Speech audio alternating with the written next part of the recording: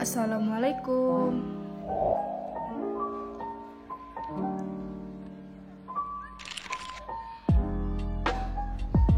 Tugas UTS hadis tarbawi.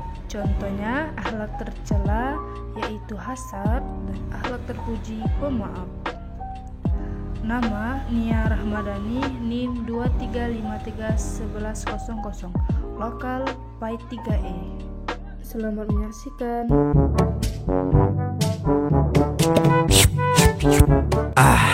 Mantap. Pak Supri, tolong bantuin. Ada apaan sih Joko panggil-panggil? Ganggu ngopi aja. Ayo Pak Supri, bantuin. Berat nih. Waduh, beli TV baru segede itu. Kok bisa ya? Padahal kan aku yang kerja keras dan rajin berdoa. Harusnya kan aku yang mampu beli itu duluan, bukan dia. Ayo, kok malah bengong? Iya, bentar.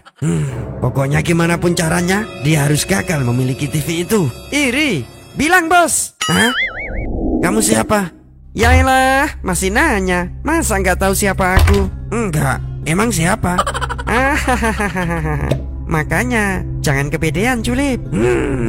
Kita adalah penjaga hatimu. Kenapa Bapak merasa iri padanya? Ya jelas dong. Secara aku lebih kerja keras dan banyak doa dibanding dia. Nah, ini nih yang bikin sifat iri itu dibenci oleh Allah. Emang kenapa? Karena dalam sifat iri itu selalu menganggap dirinya lebih baik dan lebih pantas menerima nikmat Allah daripada orang lain. Apalagi udah iri masih pakai dengki. Itu lebih parah lagi. Maksudnya, karena sifat dengki itu selalu mengharap agar nikmat orang lain dihilangkan. Dengar tuh, jangan sampai menyesal jika kelak justru pahalamu yang akan dihilangkan. Benarkah?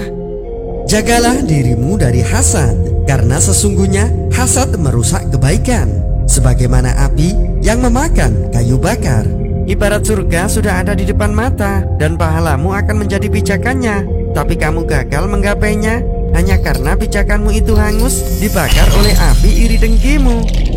Jadi gitu ya, sayang juga ya pahala kalau hilang.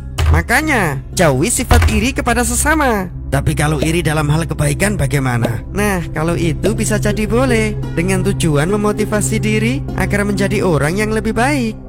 Tidak diperbolehkan iri hati kecuali terhadap dua orang. Orang yang dikaruniai ilmu Al-Quran oleh Allah, lalu ia membacanya malam dan siang hari. Dan orang yang dikaruniai harta oleh Allah, lalu ia menginfakkannya malam dan siang hari. Hasad merupakan salah satu akhlak tercela. Hasad merupakan perasaan negatif yang mendalam dan merupakan penyakit hati yang harus dijauhi. Hasad dapat merusak hubungan antar manusia dan menghancurkan amal kebaikan seseorang. Hasad dapat muncul ketika seseorang tidak menerima nikmat yang diberikan Allah kepadanya atau menganggap dirinya lebih berhak mendapatkan nikmat dibandingkan kepada orang lain. Selanjutnya contoh hadis akhlak tercela, salah satunya hasad. Dari Abu Hurairah bahwa Nabi SAW bersabda, jauhilah hasad atau dengki karena hasad dapat memakan kebaikan seperti api memakan kayu bakar. Hadis riwayat Abu Dawud. Setelah kita menyampaikan akhlak tercela tentang hasad, selanjutnya memasukkan akhlak terpuji. Selamat menyaksikan teman-teman. Assalamualaikum. Ra, ingat ya, kejadian tadi gak usah diceritain sama siapa-siapa. Tapi Waalaikumsalam warahmatullahi wabarakatuh. Tante Dewi. Wah, jagoan dan prinsesnya Uma sudah pada pulang. Nusa, kok bajunya kotor gitu sih? itu tadi Itu biasa. Gak apa-apa tante. Tadi habis main jadi kotor deh. Kenapa? Nusa mandi dulu ya. Hah?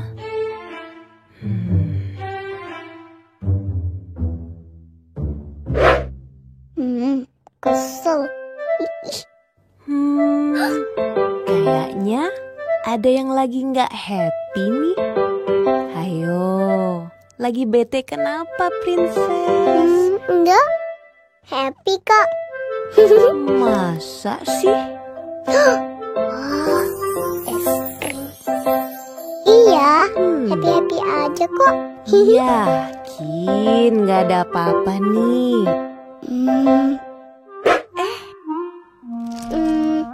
Rara kesel sih tante. Gini ceritanya. Oh iya ya, gimana ceritanya gimana? Jadi tadi ada orang yang buru-buru terus nabrakan Nusa. Astagfirullah. Terus Nusa jatuh dong. Kasian. Gimana sih tuh orang? Terus. Pas jatuh mukanya tolongin.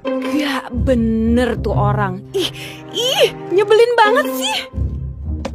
Malah diliatin terus sampai ketawa. Sambil ketawa. Gitu deh tante ceritanya. Tapi tante janji jangan cerita siapa-siapa ya. Ya ampun, tapi gak bisa didiemin. Itu kan namanya bullying. Emang dia gak lihat apa kondisi kaki Nusa? Coba, kalau Tante Dewi ada di situ tuh, ada di situ. Udah pasti Tante Dewi. Ra, tadi kan udah janji. Maaf Kak Nusa, gara-gara es krim jadi keceplosan. Kak, itu orang gak bisa didiemin, Kak.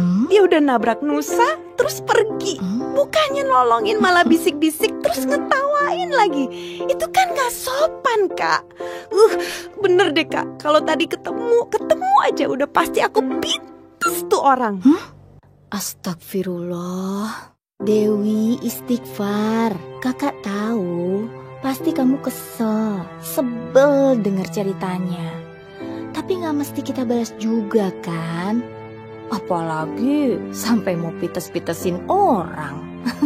Tapi harus dikasih pelajaran orang itu, Kak. Tante Dewi, orang itu udah Nusa maafin kok. Nggak semudah itu dimaafin dong. Kalau kamu kenapa-napa gimana? Gimana coba? Apa yang Nusa bilang benar, Wi. Pakai resep Rasul. Jadilah pemaaf. Iya sih. Kalau ada yang berbuat jahat, ngetawain atau ngomongin kita, insya Allah proses gratis pahala sedang berlangsung. Resep Rasul gratis pahala, emang bisa? Bisa lah, Ra. Dalam surat Al-A'raf 199, Allah Subhanahu wa Ta'ala berfirman, "Jadilah pemaaf dan suruhlah orang mengerjakan yang ma'ruf, serta jangan pedulikan orang-orang yang bodoh." Masya Allah.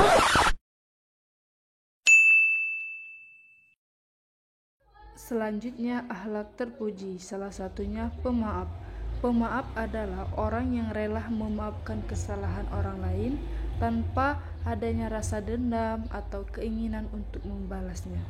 Perilaku pemaaf merupakan salah satu sifat yang paling mulia yang dapat menciptakan hubungan yang harmonis dan damai. Pemaaf adalah salah satu sifat teladan Rasulullah SAW.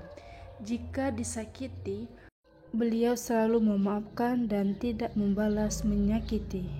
Selanjutnya, dalil akhlak terpuji yaitu pemaaf dijelaskan dalam firman Allah SWT surah Al-A'raf ayat 199 yang sebagaimana artinya, jadilah pemaaf dan suruhlah orang yang mengerjakan yang ma'ruf serta jangan pedulikan orang-orang yang bodoh.